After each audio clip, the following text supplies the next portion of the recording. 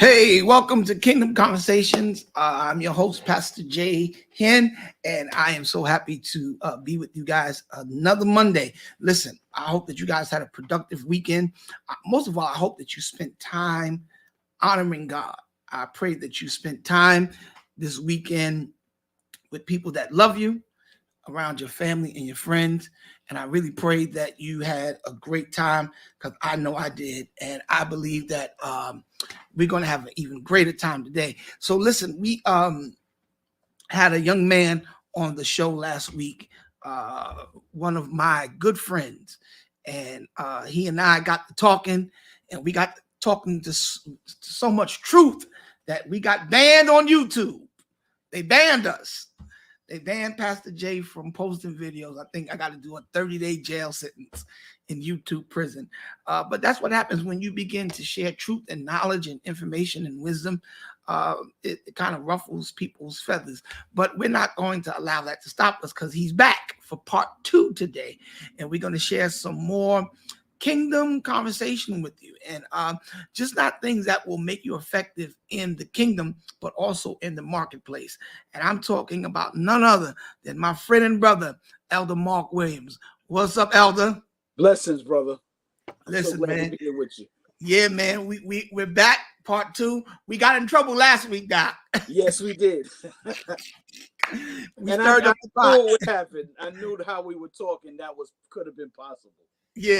Yeah, and we tried to roll it back a little bit, but it is what it is, man. Yeah. But you know, I'm excited because when you're talking truth to power, you're supposed to get some results like that. If you don't begin to shake up systems and foundations, I don't think that you're saying anything worthwhile. So, man, I want to say welcome back to Kingdom Conversation. Thank you for coming back again. I got so many inboxes about you. Oh, man. And the information and the wisdom that you were kicking and sharing with the people last week, man, it was just powerful. So we had to invite you back for part 2, man. So how you doing, man? I'm doing good, man. The Lord is blessing. To your point, in the scriptures, you remember King Ahab and Jezebel. Yeah. When Elijah went to Ahab to prophesy, Ahab said, oh boy, basically I'm paraphrasing, here comes the one that troubles Israel.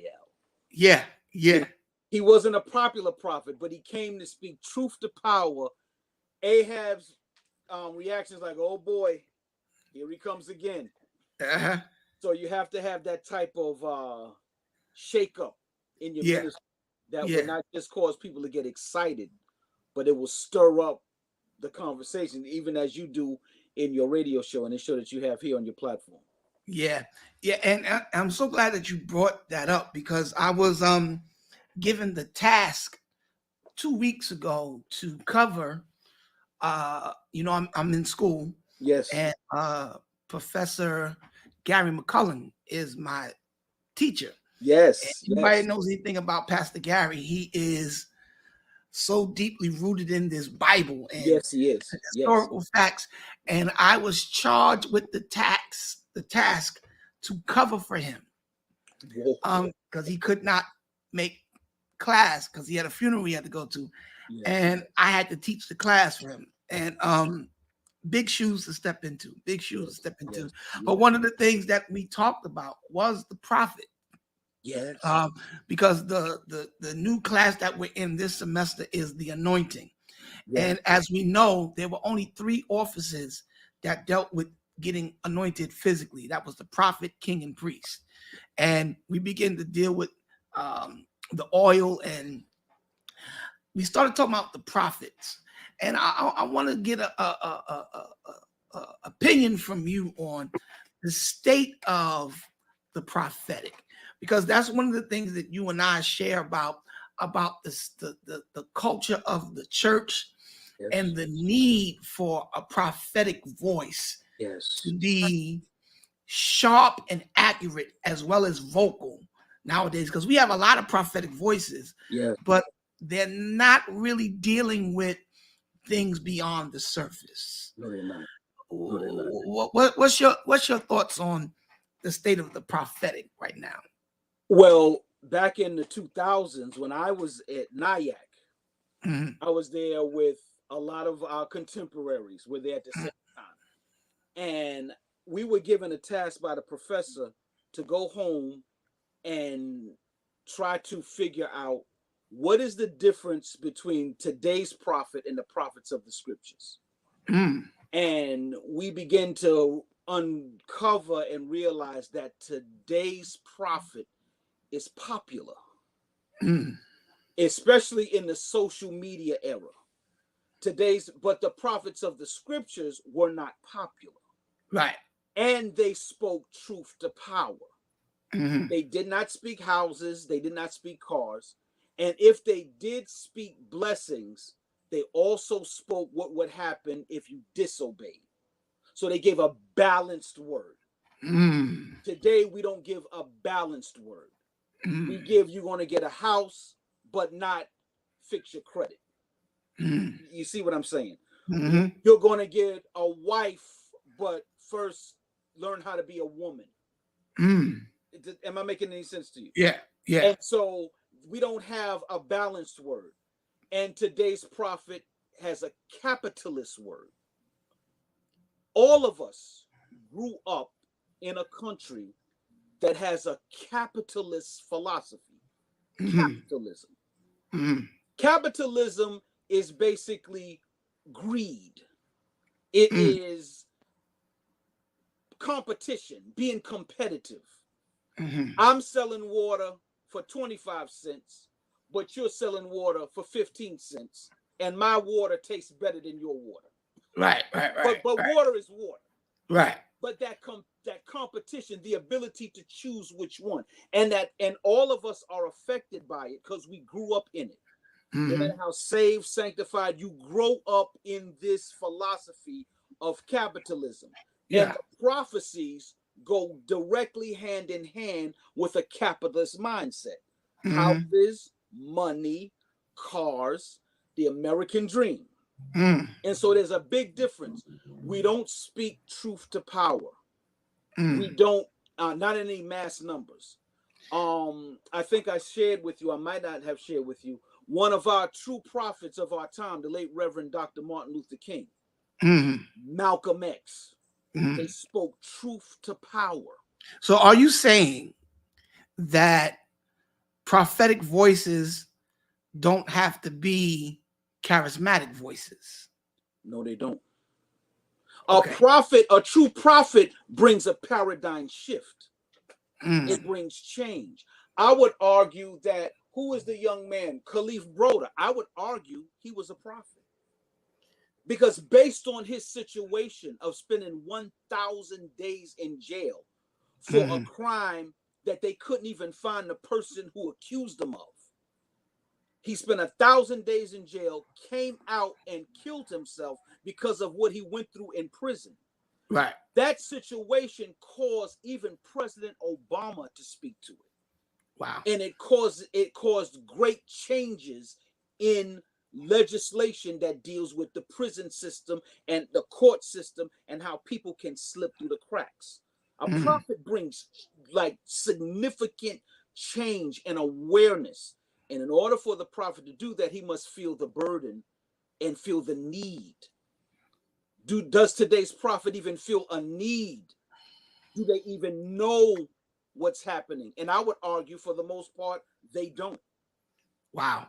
Because, in order to be a good shepherd, you have to smell like sheep. You have to be amongst the people. You have to be in the struggle with the people, not struggling necessarily, but in the struggle with the people, talking with people, hearing, because a lot of guys, I found out that a lot of the charismatic prophets, they do stuff like this. So say we're coming to your church, Pastor Yoverton, Pastor Jason's church, whoever. Yes. They will go on the church Facebook page and actually study the names of the people that are members of your church. Yes, they will. Interacting on your page, and then come to your church and be like, is there an elder? Something sounds like Spark. Right. Spark Williams. You talking about Mark Williams? Yeah. You know he goes to this church because you see him interact. And what happens is the people have become so deceived by this prophetic fluff that you can learn just by sitting in a service. If you're in church long enough, if there's 200 black people in a room, somebody got a backache. Somebody's dealing with diabetes. Yes. Somebody's ears hurting. This stuff is so surface and so shameful. And we see, the onslaught because of this virtual space that we're in now. Yes. What do you have to say? Because it just baffles me how this pandemic has given a voice to voiceless people. It has. Today's prophet has been bamboozled. I would even dare to say infiltrated and used to defer the people from what needs to be done to bring true change. Anyone that stands to bring change is made a public example of.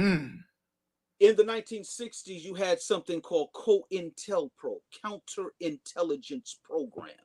In this document, it said, after Dr. King, because remember, Dr. King, Malcolm X, Stokely Carmichael, his name was changed to Kwame Ture, they shut America down without raising a gun. Yeah. Martin Luther King as I Have a Dream, but he is the most dumbed down figure in American history. He did not just have a dream, he gave some radical speeches. Yeah. But in that COINTELPRO document, it said we must never again allow another black Messiah. The system will not allow another black man or any person of influence to stand up and bring truth to power. Am I making any sense to you? Yeah. So he was made a public example of. He was shot and killed in public, as was Malcolm X, as was many of the others, Medgar Evers. Anyone who stands to bring change, you can bring your life in danger. Wow. And so that makes people fear to stand up. Am I making any sense to you, man? And so today's prophet, they stay in a safe place, a comfortable place. You don't even have to speak to racism, but there are some people who don't need money, but they need to fix their relationships. They need to fix their marriages, fix their children. Some mothers don't even get along with their own daughters. Sons don't get along with their father. There's some intimate hurts that are being experienced in the church that the prophet can speak to, but they don't. And they gloss it over with a house and with money. And as you know, money is a magnifier. Yeah. It only magnifies what's going on the inside. Absolutely. So if you have problems, all that money is going to do is magnify it. So this is why I believe that the prophet today, and they're more like an icon or a movie star or a model, with pictures and studio. Nothing wrong with it, and tailor-made suits. But what happens in the future? We have always been a day late, and I'm not trying to be too critical, but I'm just speaking the truth. When the financial crisis of 2008 hit, nobody spoke to it. Right. Nobody said save your money. Watch out for predatory lending. There was not a word to protect the people. When COVID hit, took us. You can name any situation that happened in the last 20 years, and either the church missed it or they got it wrong.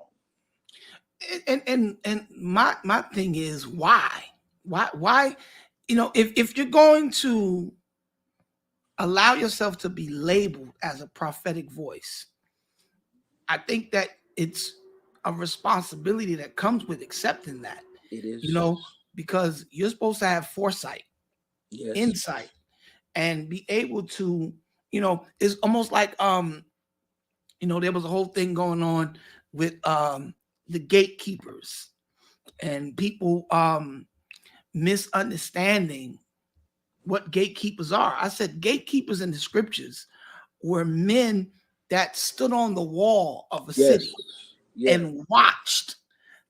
And their job was to sound the alarm when danger was coming towards the people. That's right. They weren't trying to block, because what we think are gatekeepers now is ridiculous. People that are trying to block you from preaching engagements, trying to block you from singing engagements, and blackballing your name. I think the tactics. Yeah. We have to kind of redefine, and even going back to Dr. King, a lot of people don't know about the deacons of defense. No, they do not. No, they don't. Because they want you to think that Martin Luther King was this passive guy. Right. But he had a group of guys. Yes, he did. That was with him called the Deacons of Defense. Yes. That was a whole nother side of the activism movement back in 1960s. Yeah. And these guys, they had weapons, they had That's right. They had shooters, and they didn't fool around, man. So, we have to really, one thing I admire about you is your love for historical facts. Yes. Because I think that that's something that we have to begin to impart and share, because if you don't know where you come from, you definitely don't know where you're going. That's right. The sons of Issachar studied and knew the times. Yes. For a prophet like Isaiah and all of these guys and Ezekiel to speak prophetic words, they had an ear to the ground. They understood the times. They understood the politics. Yeah. Does today's prophet understand the times? Do you understand how racism, white supremacy really works? The underpinnings of it, not what you see, but how it really works. Do you understand what I'm saying? Yeah. Do you understand how money works? Do you understand Wall Street? Do you understand these things? Do you understand health and wellness? Because if you don't understand that and all you know is the scriptures, and I hear the Lord say you're coming out in 5 days, then you're totally missing the point. It is the job of the prophet to prepare, as you said, the people, to educate the people, to warn the people, not just to make them feel good. The Bible says with good words and fair speech, they deceive the hearts of the simple. So with eloquent words and wonderful, presentations, and we, as you know, we have great presentations of church now, but we are missing the power. Yeah. And that's one of the things. Go ahead. The reason I can speak to certain things because I study the times. I read. You can't just read. When we were in Bible school, we read from white authors, primarily. I don't know if you guys do it. You read from people who don't know the struggle, don't know the community, don't know how it works. Right. So if you go to Bible school and you constantly learn from white authors, who some of them, when you do your research, were racist in their thinking.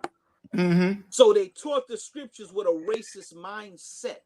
And you're learning that mindset. You cannot go back to your black neighborhoods and set the people free with that racist mindset that you study. Wow.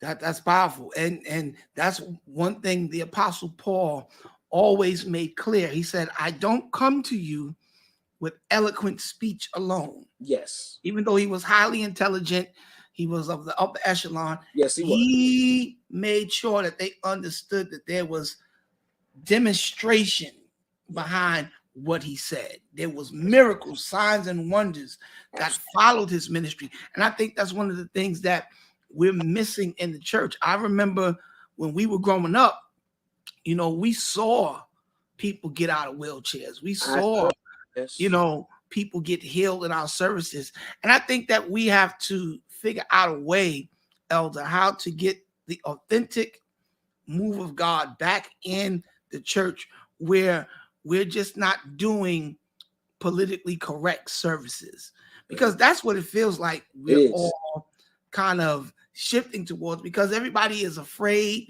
to say something, and they stay away from certain topics because everybody's so sensitive now. You know, you can't. I've never seen such a sensitive generation than what we have now.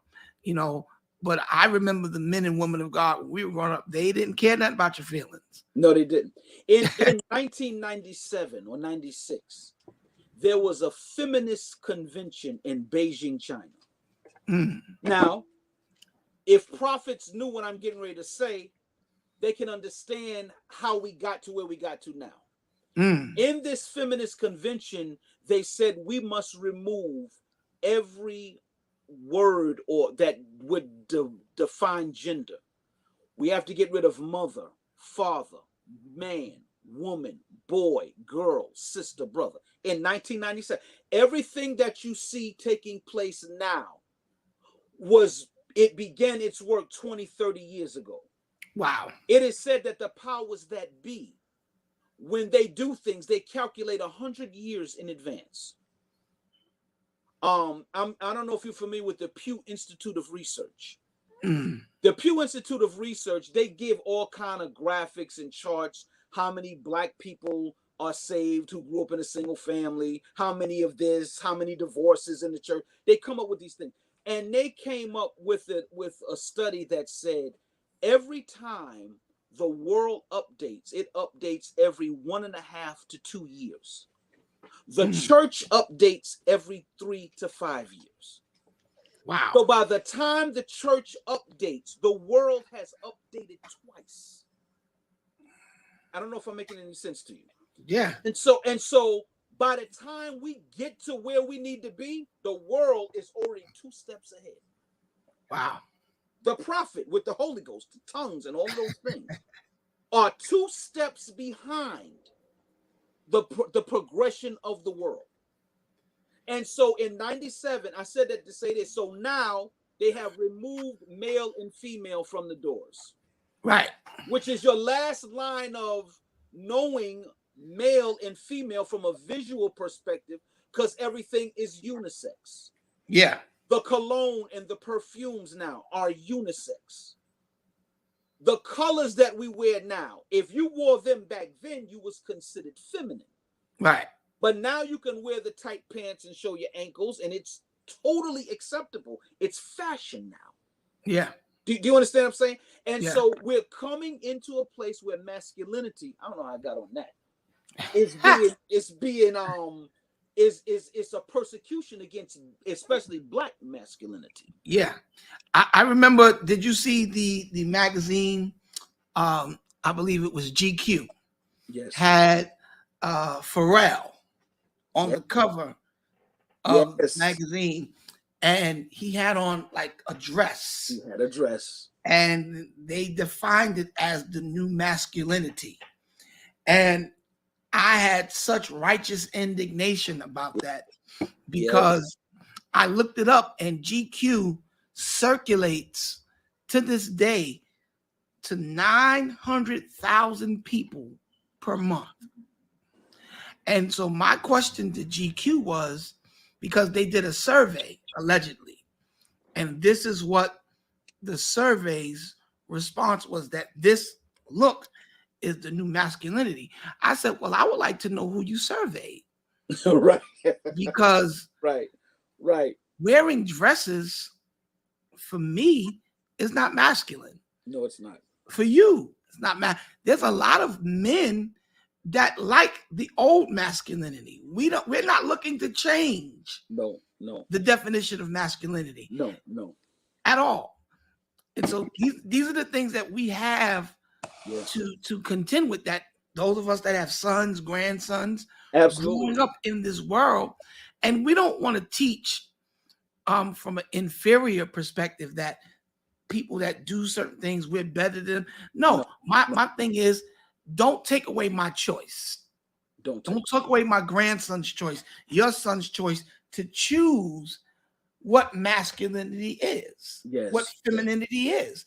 Don't try to make it seem like, and it's crazy. They had Pharrell with a dress on as the new masculinity, and then the rapper Young M.A. as the new femininity. and she's harder than me and you put together. Yes. Yeah. I said, man, they going against the very nature of everything that we know to be true, man. This all starts, man of God, on a very scientific level. The level that you speak on is the propaganda. Yeah. Because if you remember when we were coming up, you had Dennis Rodman that did the same thing. Yes. In the dress back in the 90s. Yes. Rodman, the Bulls and everything. There is a chemical called atrazine. Atrazine. It is banned in Europe, but it is okayed in America. You will find atrazine in plastics. You will find atrazine in prenatal pills for children. You will find atrazine in chemicals and so many different things. And when they did their research on this chemical, it is known as a gender-bending chemical. Wow. When atrazine was given to frogs in a study, it took a male frog and changed it to a female. And atrazine is put in prenatal pills. Can you understand the depth of what I'm saying? So before your child is even formulated, this pill is already That's right. Wow. That's right. Atrazine. I dare anybody to look it up. You'll find all the information on it. This is why if you're going to buy plastic bottles, you buy bottles that say BPA free. It is free of those chemicals. One of the reasons why I drink essential water, because the plastic bottle, you will see it says BPA free. It is free of those chemicals that they use to make that particular plastic. So that's why you drink essential water. That's one of the reasons. The water is good, it gets into the cells and absorbs good, but the plastic that it's made in. That's why a lot of times you see people try to drink out of glass bottles for the most part, because of what is put in those particular plastics to literally make the plastic. So, and right now I'm prophesying because I'm making people aware who were not aware. Soy products are chemicals that raise estrogen in men and testosterone in women. It is sold as this is what you use to be healthy, but the soybean was never meant to be ingested into the human body. The soybean, when genetically modified, it is used in mass production. This is why you call the factory the plant. Do you understand what I'm saying? Because it masses produces things. But they genetically modified it and said, here, you take it. And now estrogen is being raised in our boys. This is an agenda that's done on such a scientific level. And remember what I just said. If the church is 2 or 3 steps behind, we have to redress or look at how we deal with this situation. Do you just pour oil on someone and say, devil, come out? Or do you pour the oil on someone, tell the devil to come out, and tell people to change their diet? Wow. Because sometimes what you're eating is raising the estrogen in the young boys. Do you understand? Yeah. So what we're saying in terms of the magazines and the reality shows and all those things, those are the propaganda, but it starts on a very scientific level and whenever a society is feminized, not long after that society will be destroyed. Wow. This is powerful information. And I think that we have to begin to have these type of conversations, because even if you don't agree with what's being said, it should arouse such a level of curiosity in you that you say, let me go research this for myself. Exactly. And see what I can find out. Because at the end of the day, none of us can deny that something's going on. It's obvious. Something strange is happening. Yes. Even with the hormones that they're putting in the food that we eat. This is why you have 13-year-olds that look like they're 19. Ooh, you know what absolutely. I mean? I mean, all these kids are 6 feet in taller by the time they're 12 years old now. I'm like, man, are we living in the land of Gaff? That's right. That's right. What's going on here, man? But I kind of want to shift over to something that I believe we also need to deal with too, the structure of the family. I think that is something that we need to begin to deal with a prophetic perspective as well, because from slavery days, how they separated our families and how they separated the men from families, and by either arresting them, selling them off, and doing things like having men watch their wives be raped by slave masters, all kind of stuff, man. Hold on, bro. Let me get this right quick. Yeah. You have, and your people have got to see this. Buck breaking. Woo-hoo. It speaks to everything that you are saying. Wow. But it is not for the faint of heart. Where can we get that at? You can get on Amazon. It's about the sexual exploitation of Black people ever since slavery. Wow. And it speaks everything that you're saying now. Even using our ancestors, our males, as sex slaves, just using them to reproduce and have sex with women to get them pregnant. They document one man in this documentary. They used him until he was in his 80s. Wow. The horrific things that we went through in slavery. But this is a specific, it deals with specifically with the sexual exploitation of Black people from slavery. Buck breaking. Everybody needs to look at this. Wow. Buck breaking. I'm going to order that. And you said we can get it on Amazon? You can get it on Amazon. You can get it on Amazon. Yeah, man. That has been such a burden on me. Yes. Because having children and now grandchildren, I understand the value of the presence of the man in the family, and also the effect coming from a divorced family. I also understand the effect of the absence of the man in the family. Speak some truth to power to that. The Black family. When you look at the Black family, it still goes in line in what we were just talking about. Mm-hmm. Because whenever you flip gender, you also are going to flip gender and their roles.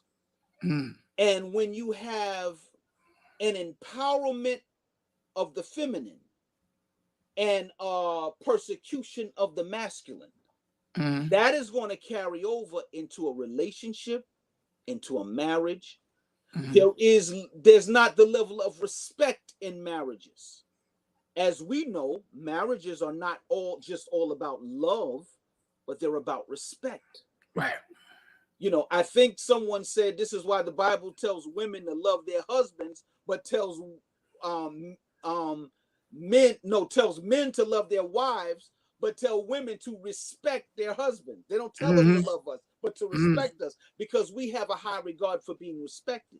Yeah. And when that has been destroyed and manipulated with because of the feminism and the sexual revolution of the late 60s that empowered women, I don't have anything against empowering women. My question to you is, just because you can do it, should you do it? I am quite capable of teaching my daughters about their menstrual cycle. I'm quite Yeah. I can go into the esoteric meanings of the moon every 28 days coincides with your cycle every 20. I can go all the way there. But should I do it? I defer that to your wife. Mother. Let her do it. Yes, but that's I right. don't say because I'm a man, I need to do that. But you will find in today's society, and I know this is going to get me in a lot of trouble. You will find an aggressiveness in the feminine. Yeah. And sometimes it's taken out on the masculine that has nothing to do with what happened to you. Yeah. Am I making sense, man of God? Absolutely. I know what happened. I'm here to love you, help you, and heal you, not here to hurt you. Right. We must look at this and say, here's the problem. Let's attack it together. Right. Not the problem, and neither are you. Right. And we have this destruction. Feminism is destroying the Black family. And like I said in your last talk, not equal pay for equal work as men and women. Not that. Right. I'm talking about this ultra feminism that says, I don't need a man. I don't want you and I don't need you. I can do it by myself. Right. And it was introduced, and this is prophetic because I'm going underneath to tell you how we got here, by a woman by the name of Gloria Steinem. Write her name down, look her up. Gloria Steinem. She does Red Book, Cosmopolitan magazine. She does that type of literature in the 70s. She was outed as a CIA operative, given the task to put this feminist mindset into the mindsets of women. Now, you're not going to get it in a regular street or conversation. It is taught in the higher schools of learning. So our young women are coming out empowered, which they should be. They should be empowered. But they're coming up empowered so much until they just totally have no respect for the male principle. Yeah. And then men, because we've been hurt, we don't respect the female principle as we should. And so there must be a healing. Men and women today get along horizontally, but not vertically. Yeah. Yeah. When it's time to lay down and, be intimate, you're fine. But when it's time to stand up and talk and communicate, we're at an all-time low. And that's what we need to remember, guys, that there can be no conversion without conversing. You can't change the heart and mind of anyone without having a conversation. And I think that's one of the main things that we've lost the art of, especially with this technology that we have. These things right here. Yes. Because there's a lot of folk that have tapped into a gift that I don't know how they do it, because they say, I know you, Mark. If you send me a text telepathically, I could hear how you're saying it through your text. And so many arguments have started. So many misunderstandings have been created from the lack of verbal communication, person to person. Amen. There's some things we can text about, but then there's some things that we ought to wait until we can either do a Zoom like this, a StreamYard, or face-to-face, if we're traveling, because the art of communication is being robbed from us, and the smartphones are making us dumb. Yes, they are. Yes, yeah. As intelligent as we are. Yes. These smartphones are dumbing us down, and sooner or later, if we're not careful, the AI is going to replace every last one of us. You're prophesying, man of God, because I doubt that most prophets even know what AI is. Wow. And you should know that. You have to know it. Especially if you wear prophet in front of your name. You gotta know this technology. I'm the type of person, I'm not a texter. I can only text but so much. Yeah. It aggravates me after a while. Yeah. I gotta talk to you. I gotta hear your voice. Yes. You have to hear my voice. I'm a communicator. I can't do it through texting. Yeah. I have to talk to you. And I think texting is I think it's done on purpose. So these very things that you say will happen. Yeah. That we don't communicate like we should. We listen to respond and not to understand each other. Yeah. Yeah. And that's so critical. And I think that plays a major part in the breakdown of humanity. Yes. What we're seeing now, because years ago, even when we liked the girl when we were young, we wrote letters. Yes, we did. It was very intimate and personal. We used to write the letters. Do you want to go with me? Check yes or no. Right. My God. I remember when I was young, I got more no's than I did yeses. I said, Lord, help me. You got to turn this thing around for me. but it was very intimate. It was very personal. It was thought provoking. I mean, and even as we got older, the communication, like when we, I can only talk about what I've done. When I like girls, when I got in my teenage years, I got a boom box, and I would record love songs, and make a cassette tape, and tell the young lady, listen to this. Yes, that's right. That was a form of intimate communication. Now everything is done through this device, and I think that it has ruined the depth of levels of intimacy that we can get to communicating and understanding one another. Because I don't care how well you know me, you don't hear my voice through a text. No, you don't. I don't care. Even if I put all on the, well, they say if you're yelling at somebody, you put it in all caps, whatever. But I just like to talk to people. I like to see you. Amen. Because body language means a lot.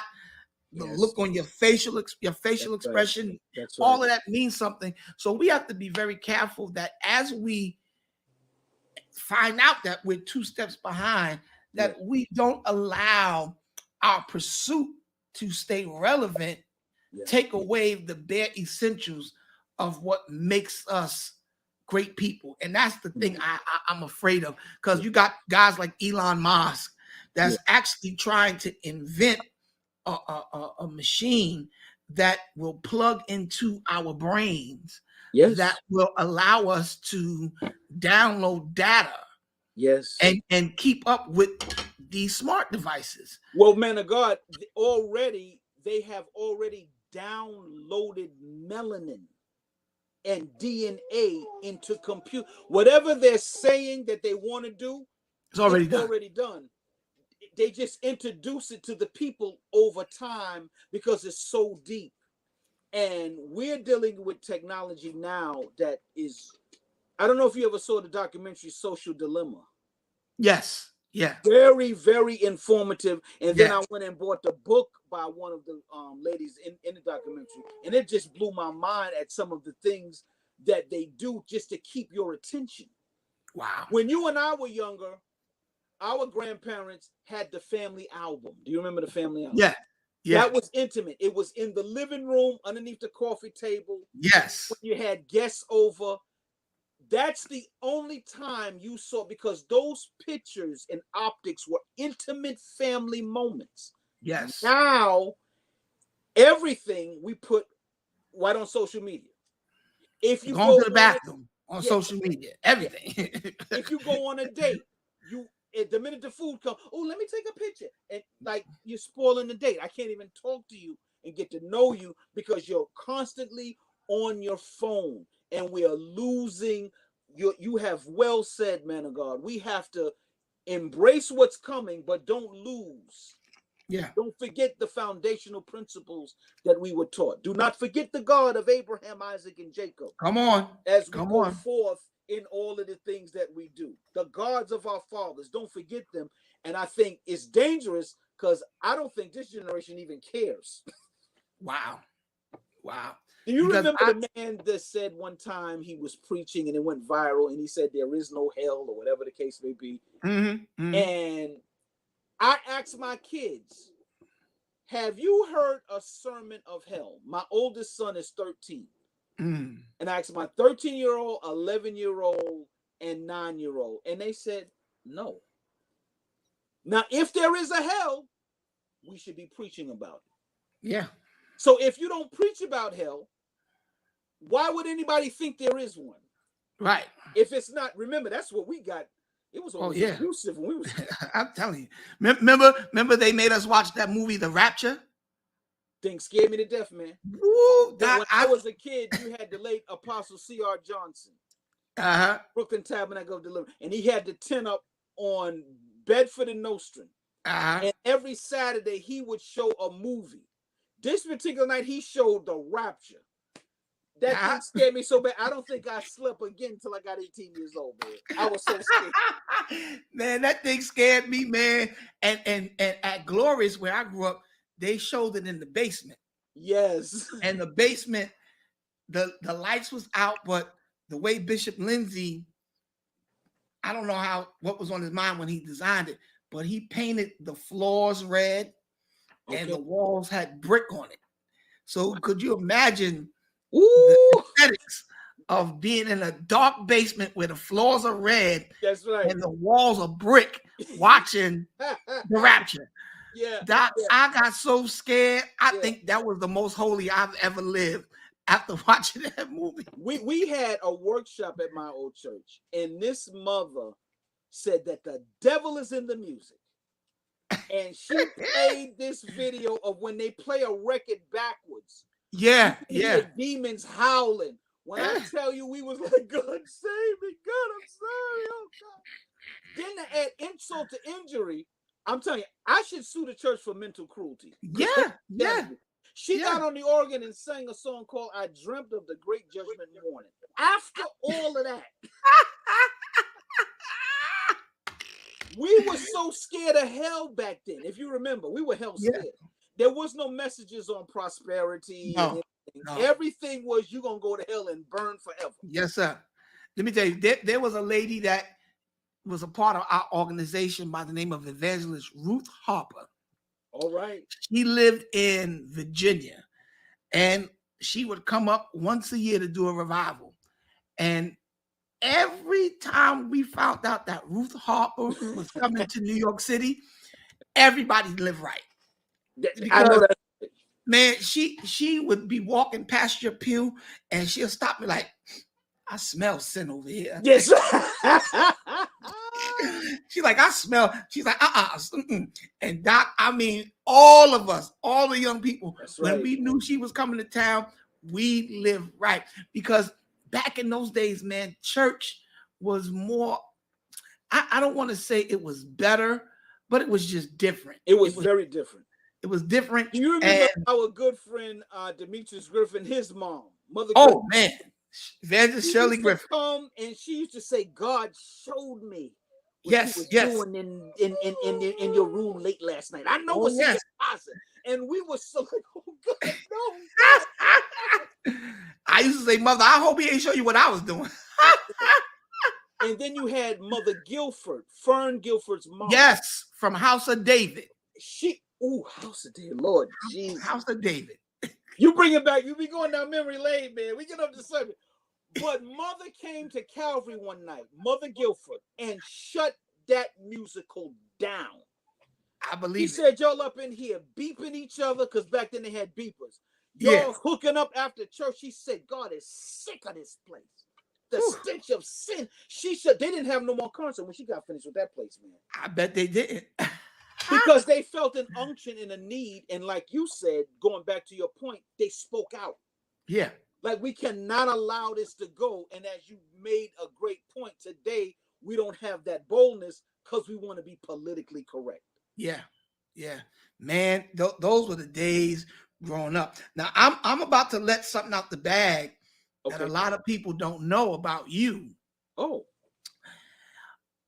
Did y'all know that Elder Mark Williams plays the organ? No. He is a musician. He tries to downplay it. He try to brush it under the rug. But Elder Mark Williams can and will play the organ. Now let's touch on that, man of God, because I know you didn't think I was going to bring that up. That's the last thing I thought you were going to say, man.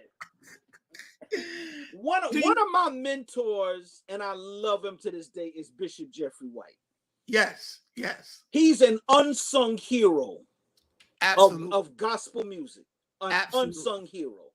If we was to go through the history, some of the great people that we see now, they got their humble beginnings on his platform. Yes. Musicians, if you look at them old albums, he gave everybody a chance. Everybody. And Bishop White had the ability to be a church all by himself. And so I said, if I'm going to be effective, I got to be able to do more than just preach. Right. And there have been times I've gone to churches where there was no organist. But as you know, most of your great leaders started off playing the organ. Musicians, yeah. Bowles, Bishop Jakes, all of you can run down the list of people who played. Now I play very little, but I always say I can get you through a service. Come on. I can't do all this stuff. I'm no James Hall or Glenn Gibson, but I can do a little something. A lot of people don't know that about you, though, man. I remember the days of coming to Victory Temple on Gates and Nostrand Avenue, and you'd be on the organ. I'm like, man, I didn't know Williams could play, man. Yeah, I just do a little something to get you through, man. And I'm just so thankful, man, that I was able to maneuver, and I didn't in my coming up in ministry, I didn't have to always depend, because our bishop used to teach us, man, you got to be able to bring it with no music. Yeah. Like if you remember the late Bishop William L. Barner, you rarely heard someone play for him. Yeah. And he would dump everything. And he preached at 84 like he was 24. I'm telling you, if I dare anybody to go on YouTube and listen to any one of his sermons, he'll preach you up under a table. I promise you. He like, how y'all feeling? Yeah. I'm like, yo. I'm like, yes, Jesus. sir. Yes, sir. Man, listen, I miss those, man, those days of growing up, man. Yes. The Bishop Bonners, and he's still with us, like Bishop Wilbur Jones. And remember, as a generation, they would run to the musical. But whenever we heard certain preachers was here, we would run down. Remember when Bishop Noel Jones used to come to Beulah? Or Michael Rogers, or whoever would come through, we would be, and these men would bring the pain, man. Now, I remember, and they would preach messages that still. Yes. Michael Rogers preached at Fourth Sunday night. I'll never forget it. The audible nature of the blood. Lord Jesus, the ushers are getting behind me. Reverend. That's right. He talked about that Cain and Abel, Reverend. Yes. Woo! Bishop Michael Rogers. Yes. And first of all, his opening, his voice. That voice, that's right. Oh, man. I told him, I said, Bishop, you should be on the radio. You need to be a radio announcer. He'll be like, brothers and sisters, might I share with you?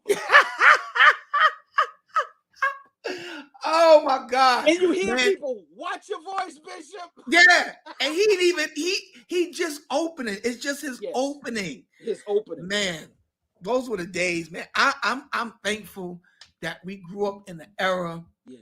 And even though Bishop Noel Jones is a little older now, he preached to your mind. Oh yeah. It's like intellectual preaching. Absolutely. He believed in being transformed by the renewing of your mind. Yes. And he would make you think. Very highly intelligent of our day. When he used to come one Sunday night, a lot of people didn't know the actress Grace Jones is Bishop Noel Jones' sister. Yes, she is. And she came to Fourth Sunday night at Beulah one time. I was there that night. Yes. And to see the extreme difference between her and her brother, we talking about strong. You talking about Strong J. Strong J. And this man getting up there, probably one of the most bumper baby. Yeah. One of the most brilliant prognosticators of our time. Yeah. And remember his monologue, his introductory talk, you can get unreal sermons from that. Yeah, unreal. Before he even goes to the text. Yeah, unreal, man. We were blessed, Williams, to grow up. And it wasn't a lot of slap your neighbor and whirl around. It was real biblical, practical Bible preaching. Yes. And I want to give a shout out to our beloved Bishop Dr. Gerald C. Brooks. Oh, listen, another one. He's a Bible. Woo! You're not going to hear church antics. You're not going to hear foolishness. He goes right to the scriptures, man. We need to get back to that. Now, that's one thing if we're going to have change. Get away of all of this other stuff and get back to Bible preaching, man. Man, God bless his soul. Pastor Jay Nixon, one of the giants from our city, just passed away. And much love to his son, Bishop Darius Nixon, who was another phenomenal preacher. Phenomenal. Gerald Seabrooks preached for Jay Nixon's funeral. Yes. Heaven is real. Mark Williams, right. Listen to me. Yes. 15 minutes flat. That's right. I was in the balcony. Preach. That's right. I mean, I couldn't believe it. I was like, yo, this guy, there's just certain preachers that don't miss. No, he don't miss. Bishop Gerald Geronimo Seabrooks. I gotta call his whole name. There you go. He is a phenom, man. A phenom. Jeez. Now, I'll give you something you didn't know about me. He did my catechism when I became an elder. Really? Bishop Gerald Seabrooks sat. How was that? I was scared because he had his glasses down over his eyes. Yes, that's him. Now, Mark, tell me about the intertestimonial period. Then he would look down, and I'd be like, I was so nervous because I felt like I'm gonna know if he don't know what he's talking about. Yeah. And we had 51 questions, and they would pick 7 random ones. Wow. Out of the 51. Wow. That's another thing, man. You got to be tried and tested. Yes. Ordained. I don't know what's going on today, man. I don't know what this stuff is. You got to go through the crucible, the process.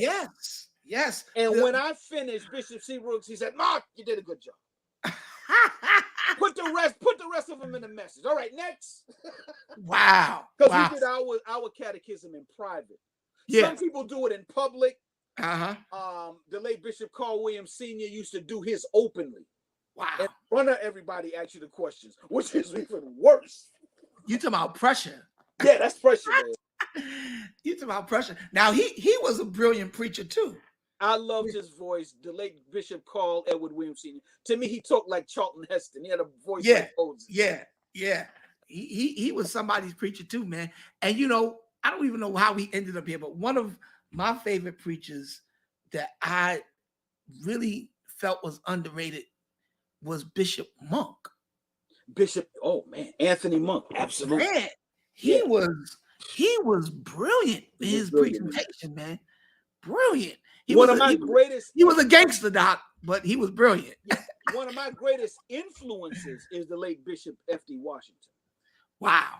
And there's something that he did that I do to this day. He would open up the Bible, read the text, and then close the Bible and give it back to his adjutant. Wow. And stand there and wear you totally out. With no notes, nothing in front of him. So you have to have great retention to do that. And I didn't have it when I first started. Wow. Bishop Hill, we all came up together. Yeah. Bishop has a bombastic memory. Oh, it's crazy. Have you ever heard Bishop Hill's sermon, A Sound from Heaven? Oh, yes. I felt this day. How he connects the dots between the old, and he has no notes. No notes. No notes. And I used to be like, bro, how do you do that? He said, Doc, if I wrote it down, it would mess me up. Wow. And this is what we mean by iron sharpeneth iron. Yeah. We are not there to compete, to challenge each other to do better. And that challenged me to put more faith in my study. And I have found when I don't have so many notes, I allow God to download. Give them more room. Spirit. Give me more room to maneuver, man. Yeah, that's so good, man. Listen, man, I could talk to you all day, bro. Yes, sir, bro. Yes, sir. We done gave some historical facts. We took a trip down memory lane, and I just think that we are so blessed to have grown up in the era that we grew up in.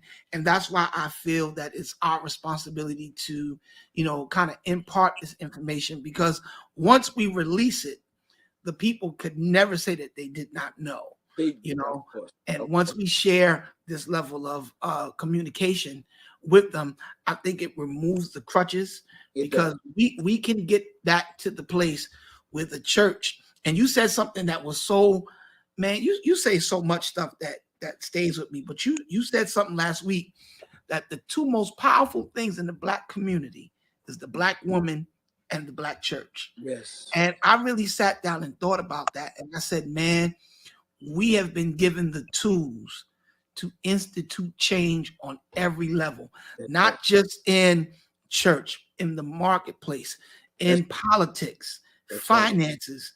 We have the power if we just learn how to stick together and not be those type of people that operate in comparison and just learn how to celebrate one another. I think that we would be such a powerful entity again, because that's what the church was years ago. The church was a resource center years ago. People could come to the church for anything, for food, for clothes, job preparation.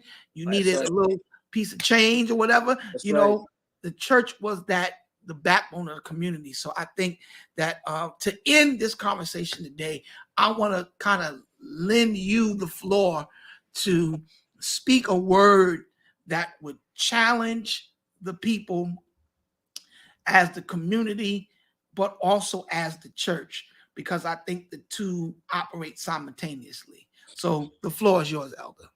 I believe that the word of the Lord is very strong in my spirit, that this would be a time that this is the time of the Black woman.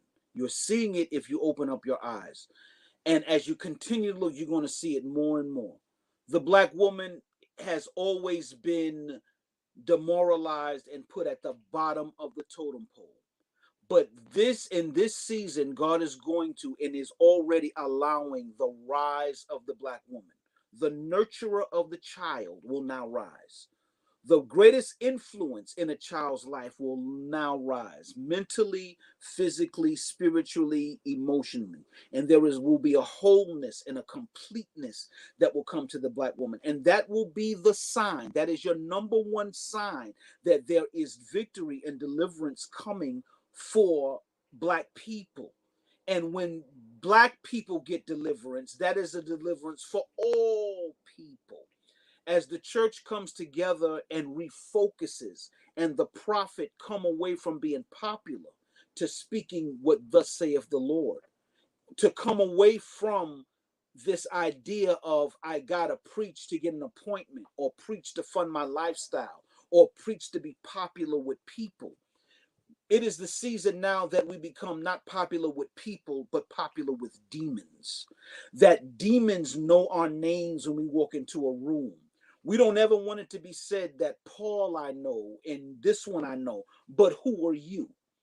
We want to have that level of influence in the kingdom, in the spirit realm, and also in the natural realm, that we would come together as a people, that we would rise and elevate our consciousness. We have the praise break, we have the dance, we have the shouting, we have the speaking in tongues, we have the lights, camera, action. We have the flashing lights. We dim the lights. We have all of the trappings of church. But now it is time for the church to get the power, the anointing, as Bishop Hill would say, the dunamis power. Do the most power, and ye shall receive power. We have to go back to power with miracles, signs, wonders, with a manifestation of God. If it's not through the prophetic, it's through the preaching, through the teaching of the word of God. That healing will not only take place on a surface level, but that healing would take place on a deeper spiritual soul level, that our souls will be healed from the hurt, the pain, the brokenness, the rejection, the oppression, the depression, a traumatic childhood, and all of the things that we shout over. Dancing and shouting is not an antidote for healing. It does not cause and it does not bring healing. It will bring you to a place, but self-awareness and the ability to deal with yourself is going to bring the healing. So I leave that word with you for the Black woman. It is your time to rise. It is not your time to rise in bitterness. It is not your time to rise to be petty and competition, but it's your time to rise, because when the Black woman focuses, I believe in my spirit, not to say men are leaders and men must refocus, but I believe the word for this season, because the woman prophetically, you won't get this and you won't understand it unless you know how the world works. The Black woman have always been put down when she goes to work. If she has an opinion, oh, you're just another angry Black woman. She's always looked at how her reaction would be and should be by the dominant society. But now it is her time. I would admonish you when you do your women's conferences, don't just do saved, sassy with my heels on and this generic stuff with a couch sitting there and you're talking, doing male bashing. But let's deal with women's issues. Let's deal with what needs to be done. And as we do that, and as we come together with the healing of the man-child and the masculine principle, I believe we will be unstoppable in the kingdom. It is very, very important. And that is the word that I have for you today. Wow. Ladies and gentlemen, my friend and brother, Elder Mark Williams, another great conversation, enlightening, empowering, just illuminating. And again, I think you are a nuclear mindset. I've never met a lot of guys that think like you. And it's very good and refreshing to have a conversation where we can laugh, but as well have things approached from an analytical perspective as well as a heartfelt perspective. And I believe that this is a brotherhood that we have shared for a number of years now. And I believe that we will continue to walk as friends and as brothers. I'm praying for you, and I know you're praying for me. And I just want to publicly thank you for all the times that you've just called me out of nowhere just to encourage me. Yes, sir. Mark Williams has just out of nowhere sent me money. Yes. He's like, man, this is just for you, Pastor, because I see what you're doing. Yes. And just thank you for being a brother, man. You are the definition of what a real friend is, man. So thank you, Mark. And I appreciate you. And thank you for coming to the conversation. And if anybody wants to book you or get in contact with you, please give them your information. You can contact me on all my social media on Instagram or Facebook and at my email. KRAM, my name spelled backwards, cram64west@gmail.com. All right, y'all heard it here, and y'all heard it directly from the horse's mouth. Elder Mark Williams, one of the most prophetic voices of our generation. Follow him, support anything that he's doing. He is a man of God worth your time and your ear. Thank you again, Elder Williams. I love you, bro. We'll talk soon. I love you too, man. Thank you, sir. Yes, sir. Ladies and gentlemen, that was Elder Mark Williams. Another fantastic conversation with this great young man of God. I pray that you would take everything that we shared today, make it applicable to your life, make it applicable to your family, to your ministry, and to all the prophets. We challenge you to go deeper. All the men and women of God, go a little deeper. I'm challenged as a pastor to go a little deeper and not deal with such generic issues, but let's get to the root, or the root, as they would say in the South. Let's get to the root of the issue and really become who God called us to be. Because remember, I believe here at Kingdom Conversations that no one can stop you from becoming who God called you to be but you. Have an amazing day, and we will see you next week. Blessings on you.